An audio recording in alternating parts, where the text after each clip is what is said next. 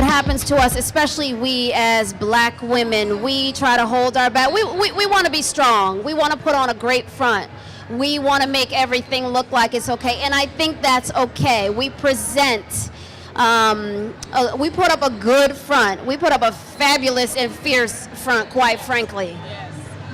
But a lot of times what's happening on the outside is something different. Like she said, a lot of women are suffering in silence. I feel like when you have something that's going on in your life, emotionally, spiritually, that, you know, I'm not saying to, you know, you need to bear it all out here. You don't need to look like you're broken down. But there is it is something that you need to share with someone else, maybe just one someone else. Absolutely. So that someone, that Absolutely. Right someone can encourage you Absolutely. To get help. Absolutely. Because the shame associated with allowing yourself to quote unquote be beat down, and I know this from personal experience. I felt ashamed Absolutely. That I had allowed someone to chip away at my self-esteem. What was I had done nothing wrong. Absolutely. But there's a shame that prevents you from telling other people Absolutely. And prevents you from sharing it. That's his weapon, so that he can continue to abuse you. Because see, you being beaten down and him having control over you empowers him. Correct. There's something very wrong with that, but that is the truth. So you're a beautiful woman. So an insecure man having control over you, you know, look at me, I got her doing this. He's very weak and he's very insecure. So we have to remember the issue with domestic violence is not with you. Women, don't be ashamed because you're in a relationship with a man who abuses you, whether it's physical or verbal. You've done nothing wrong. He's the one that's breaking the law. He's the one that's betraying your trust. You have done nothing wrong. So that's what we want women to know. If you just tell one person, and I tell ladies, if I walked up to any of you here and asked you, where can I get my nails and my hair done? Can you all tell me? Raise your hands. I can tell you 10 places. Yes. Okay. Right now. I say to you, I'm in a violent relationship, where can I go to get help? How many of you can raise your hand and tell me where to go? I tell ladies, have one resource that you can share with a friend. Nowhere, one shelter, one victim services, one thing that you can share with your sister and let her know, girl, it's okay, we're women. I wanted to say this too, that don't feel bad about yourselves if you fell in love with someone who is violent towards you, because you fell in love first before you found out who they were. Okay, it's not like, oh, all of a sudden you made this bad decision and God, did you really tell me that this was the one and it's not the one? You know, it's not your fault that you fell in love with somebody who was a con artist. Okay, he conned you into thinking that he was the one, and you know, the thing about it is when you allowed him to deteriorate you, you were already insecure, and you looked to him to make you feel secure.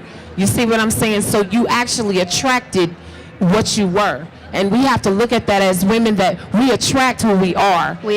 You have to work on you before you just step out, because we all want love. All human things respond to love. Okay, so if he's loving on you and loving you, you're gonna love back as nature. Okay, so it's not your fault. You just have to get yourself together before you throw yourself out there. And that's a great comment. And I think even to go even further is know what your foundation is. Yes. You need to build your foundation on the word. And God said that you're fearfully and wonderfully made in his image. So if your foundation is shaky, then you'll fall for anything.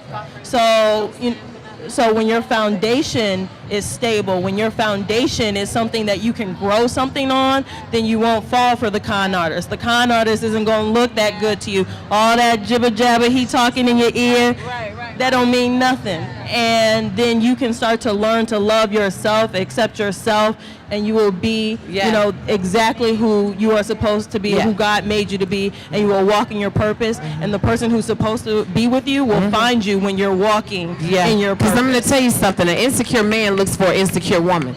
Okay, Absolutely. He does a secure man looks for a secure woman. Absolutely. Okay, You know, that's all that is really very empowering. Yeah. And once you get to that place where you feel that empowered in that way, I've found that once you find your inner self and you begin to, you know, steady yourself and what do they call it? Center yourself in your true power and your God-given beauty, then your exterior, I find, it just blossoms. You Glows. just You become glow. that much You more have a glow beautiful on the about you. outside. And It's that's ridiculous. secured, and that's what attracts the right man to you. Yes. And Indeed. know that this That's is learned behavior. This That's is not something you are absolutely. born with.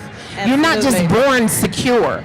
You know what I'm Absolutely. saying? I mean, of course, God gives you everything that you need. All you have to do is remember, because He gives it to you already. It'll Right. come to you in an idea, in a song, in a book, in a story. Right. But you're not just born that way. Right. You have to learn that behavior. Somebody has to tell you over and over again. And so you're not mothers, just, some grandmothers, people don't have anybody to say you're beautiful. Absolutely. Some girls don't have anybody to say, that's right, or you shouldn't let him treat you like that, or doing this right here will get you there, be it a man or even going to school or for your job, like how you were saying, if they can't accept me.